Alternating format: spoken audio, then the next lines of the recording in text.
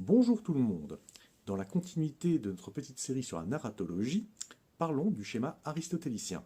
Aristote est un philosophe grec qui a vécu en moins 300 avant notre ère, et s'il est dépassé au niveau de la physique ou de la biologie, en narratologie, son système est toujours utilisé, c'est-à-dire s'il est fonctionnel. Ce n'est évidemment pas le seul schéma qui existe, mais au moins c'est une base, et il faut maîtriser les bases avant de les détourner si on a envie de faire quelque chose de nouveau.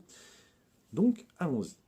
Je vais vous parler de ce schéma d'un seul trait, et chacun des éléments importants fera l'objet d'un petit sous-chapitre dans la suite de cette série. Donc, d'abord nous avons un protagoniste qui se trouve dans une situation initiale. Arrive un événement déclencheur qui fait quitter cette situation initiale au protagoniste.